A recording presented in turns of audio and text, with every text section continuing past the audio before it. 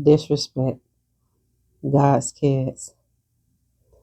Immediate life-altering consequences are happening in the lives of people who have disrespected you, chosen.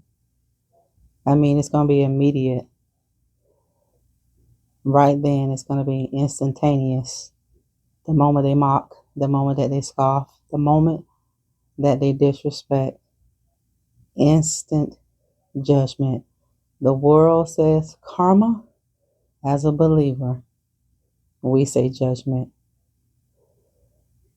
because they dishonor you, because they disrespected you. Shame, sadness,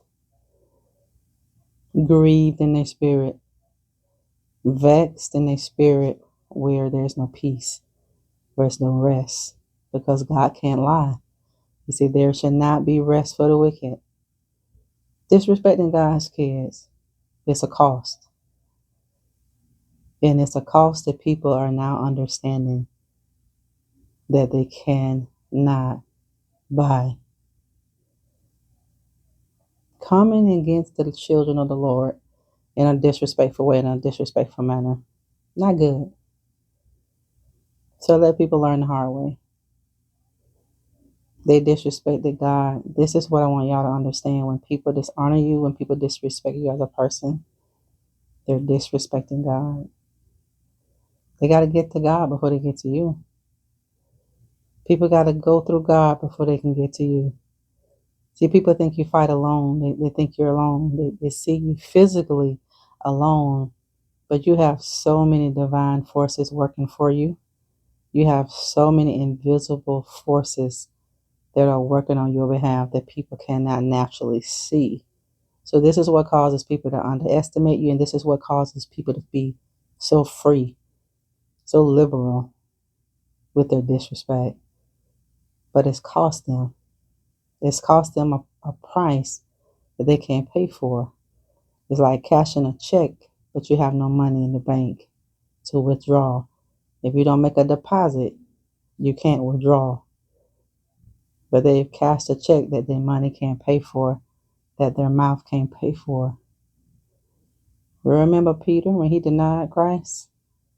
He was so vexed in his spirit, knowing he denied Christ 3 times. He was grieved in his spirit, wasn't he? He didn't have any peace. Look at Judas. When he knew the consequences of his betrayal. Some people will kiss you with a betrayal. Consequences for disrespecting you. Because people think you're just a regular person. You're not a regular person. You don't have to tell people, family. Life is going to prove that to people. All you need to do is keep living. Just keep existing. Just keep going about your day and doing what you need to do, because that's God's job, not yours. God's got this. Hashtag that. God's got this. Life-altering consequences. You know what life-altering consequences is? You know what that looks like? That don't look good for some. That's because they disrespected your family. That's because they drug your name in the mud. They thought by dragging your name in the mud that it will cost you opportunities. It didn't cost you anything. It cost them everything. Because when they come against your name, they come against the name of the Lord. See, think about this. When people do their best to try to ruin your reputation, they're coming up against the reputation of God, because you've been made in the likeness and you've been made in the image of God. Life-altering consequences. No bueno. No good. Not at all. I want you to be peaceful. I want you to have good sleep. I want you to know that you are protected even when you sleep. I want you to know the divine and those invisible forces that are right by you to protect you from harm and from injury. People are so disappointed in themselves. You may never see it, but it's true. They're vexed. They're miserable. They're displeased. They're embarrassed because for the disrespect they gave. Sometimes people got to learn the hard way. So let people learn. It's just like us sometimes in life. Sometimes we had to learn these lessons that God wanted us to learn on our own by simply obeying. And we took a wrong turn. So God has to allow us to go through tests so we can learn a lesson. They're learning a valuable lesson. That valuable lesson that people are learning has changed your life, because dishonoring you, disrespecting you has cost them so much. People just don't think the consequences are that steep when they come for you, but it is. You never mock a child of God. You never pick on a child of God. Don't ever do that, because God takes that personal. You took it personal, but when God takes it personal, when people come for you, see, they come for your family because to them, it looks like you just a little worm. It looks like you are a grasshopper. It looks like you are a weak person, but you're not. You're strong. And you have these angelic forces around you. You have these divine spiritual forces around you. You're covered. God has you covered from the top of your head to the sole of your feet. You are covered. And no weapon that is formed against you shall prosper. And every tongue that rises against you, God said, is already condemned. People will fail in their health. People will fail in their finances. They will fail at whatever they try to build. It won't get off the ground. There's a price that people are paying. They thought they would never have to pay because they didn't think you were that divine.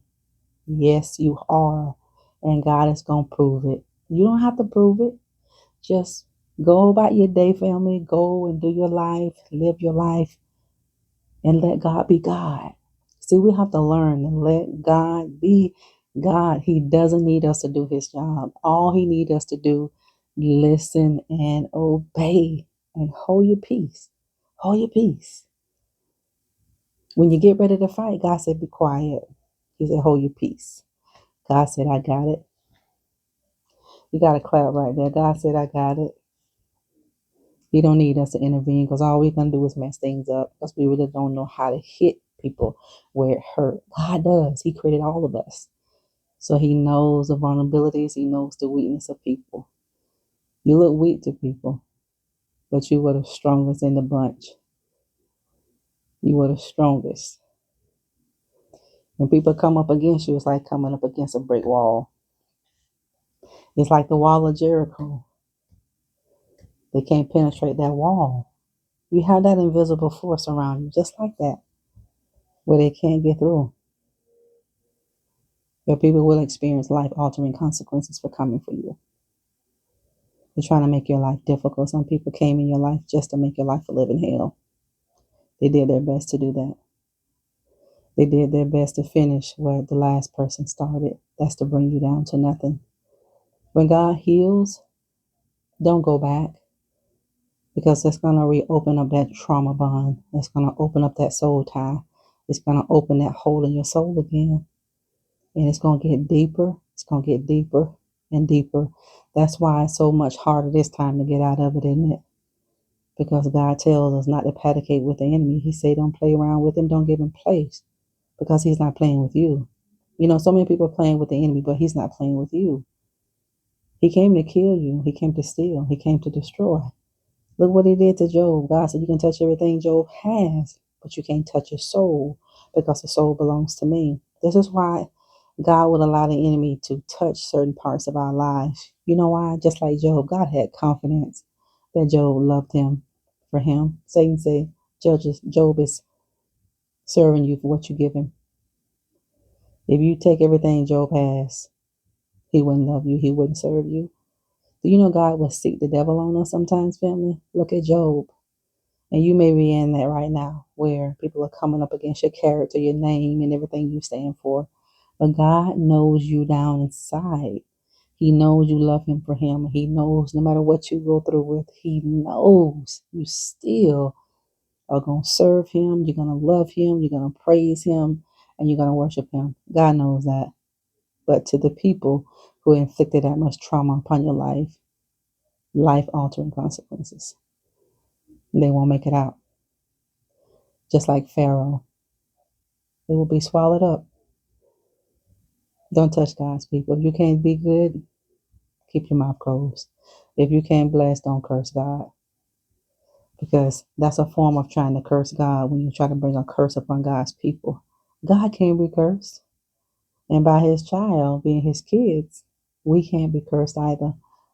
People doing everything they can to try to curse your family, to try to stop you from making it. It's inevitable. You win and you make it. You can't curse what God has blessed. Hashtag it.